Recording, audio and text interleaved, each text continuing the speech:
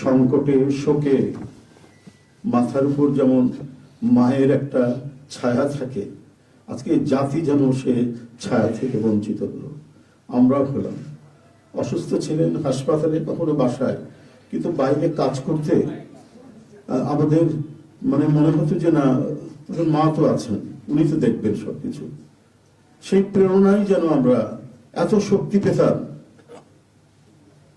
যে এর ভাষা আমি পাচ্ছি না কিভাবে আপনাদের সামনে বলবো। এক সময় সেই ছাত্র জীবনে এখানে ডাক্তার শাহাবুদ্দিন ভাই আছেন, তাদের হাত ধরে ছাত্র রাজনীতিতে এসেছিলাম। এরপরে একটা দীর্ঘ জীবন যার নেতৃত্বের ছায়ায় বেড়ে ওঠা, তিনি এত তাড়াতাড়ি চলে যাবেন, এ বড় বেদনার।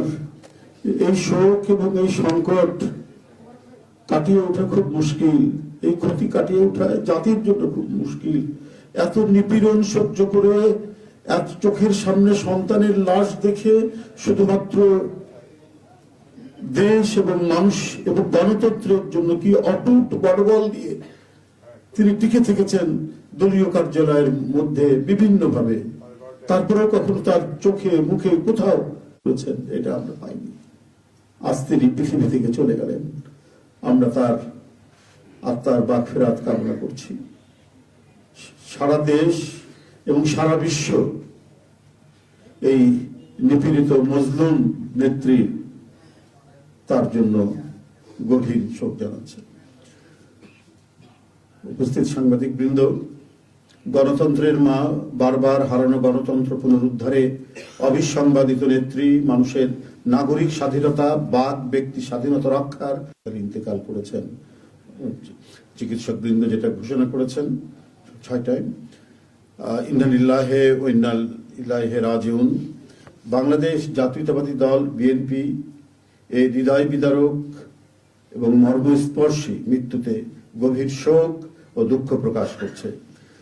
দেশের জনগণের, দলের সর্বস্তরের নেতাকর্মী, বিভিন্ন রাজনৈতিক দল, পেশাজীবী সংগঠন সকলকে দেশনেত্রীর জন্য আল্লাহ রাব্বুল আলামিনের কাছে তার রুহের মাগফিরাত করছি।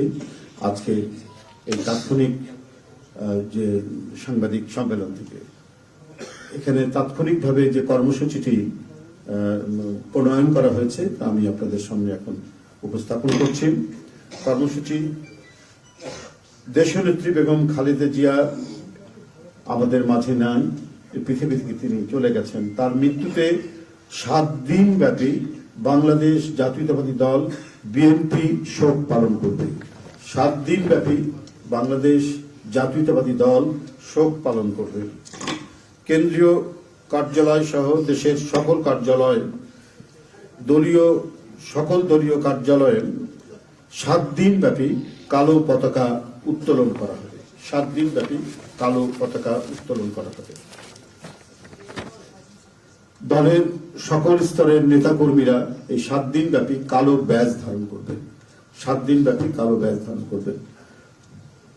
প্রতিটি দলীয় কার্যালয় দেশনেত্রীর জন্য 7 দিন ব্যাপী কোরআন খতম ও দোয়া অনুষ্ঠিত হবে। কোরআন খতম ও দোয়া মাহফিল অনুষ্ঠিত হবে।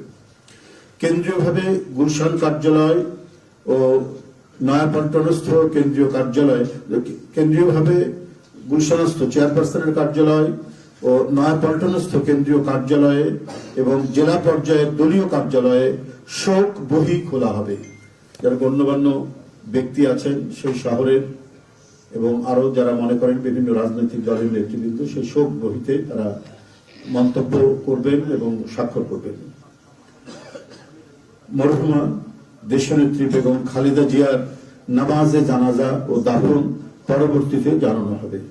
মরহুমা দেশনেত্রী বেগম খালেদা জিয়ার নামাজে জানাজা ও দাফন পরবর্তীতে জানানো হবে। এই ছিল কর্মসূচি। ধন্যবাদ আপনাদের সবাইকে।